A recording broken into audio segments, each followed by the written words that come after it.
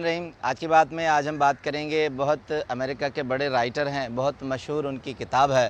तो Stephen are Kove writer हैं, उनकी किताब है 7 habits of highly effective people, यानी कामयाब लोगों की 7 आदत। मगर 7 आदत हम बात भी करेंगे। एक सबसे पहले उन्होंने एक ऑब्ज़र्वेशन और रिव्यू दिया है, वो बहुत अहमियत का हामिल है।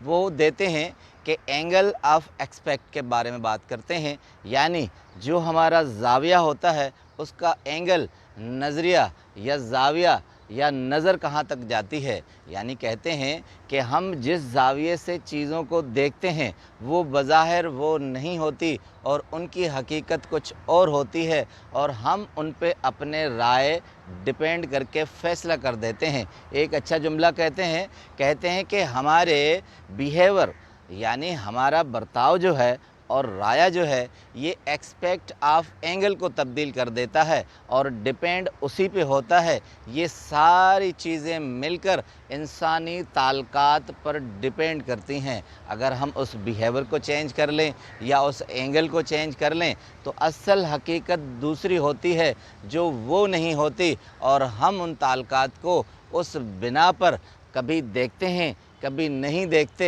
और अपने ताल्लुकात ख़राब कर देते हैं। कहते हैं, एक अपना एक्सपेरिमेंट बताते हैं, तजर्बा बताते हैं। स्टीफन आर कोवे लिखते हैं कि इतवार का दिन था और अंडरग्राउंड न्यूयॉर्क में रेलवे का निज़ाम था, ट्रेन चल रही थी और हम वहाँ बैठे थे। उस डब्बे में कहते हैं कि सारा पुरसुकून माहौल था।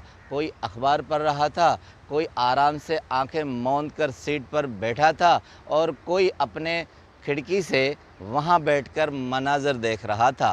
कहते हैं कि स्टेशन पर ट्रेन रुकी है, वहाँ कुछ बच्चे और उनका वालिद उस डब्बे में दाखिल हुआ है। कहते हैं उसके बाद जब ट्रेन चली है तो उस डब्बे का माहौल ही सारा चेंज हो गया। बच्चे इतना शोर कर रहे थे, कभी इधर भाग रहे थे कहीं वहाँ, और हद ये थी कि कभी कभी लोगों के सामान को भी छेड़ रहे थे। तो उस डब्बे का सारा माहौल चेंज हो गया और लोग डिस्टर्ब होने लगे। तो स्टीफन आर कोवे कहते हैं कि ज़ाहिरी बात है ये मामला कुछ देर तक तो बर्दाश्त किया जा सकता है मगर ज़्यादा देर तक बर्दाश्त नहीं किया जा सकता।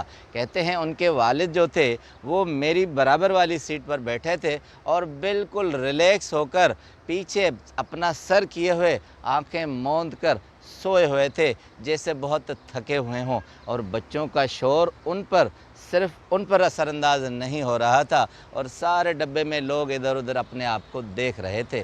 कहते कुछ देर बाद मुझसे रहा नहीं गया तो मैंने उन साहब को उठाकर जगाकर बात की। कहते हैं जब उसने आंखें खोली तो मुझे ऐसे लगा कि सदियों की थकावट के बाद उसने आंखें खोली हैं। मगर मैंने, कहते हैं स्टीफन आर कोवे, मैंने कहा कि सर आप अपने बच्चों को कुछ कहते नहीं हैं, इतना शोर मचाया हुआ है, इतनी उधम मचाई हुई है। अब कहते हैं उन साहब ने बहुत आहिस्तगी से मुझे कहा कि बात दरअसल ये है कि 1 घंटा पहले इनकी वालदा हॉस्पिटल में डेथ हो चुकी हैं, हम उस हॉस्पिटल से आ रहे हैं। अब बच्चों को ये समझ में नहीं आ रहा कि वो किस तरह अपना बिहेवियर ज़ाहिर करें। अब कहते हैं एक लम्हा था कि मेरा एंगल ऑफ एक्सपेक्ट यकसुई तौर पर तब्दील हो गया और वो सारा गुस्सा, वो सारी थाट्स जो थी वो बिल्कुल ही बदल कर रह गई। तो मैंने ओह करके अफसोस किया और बजाय कि उसे कुछ कहता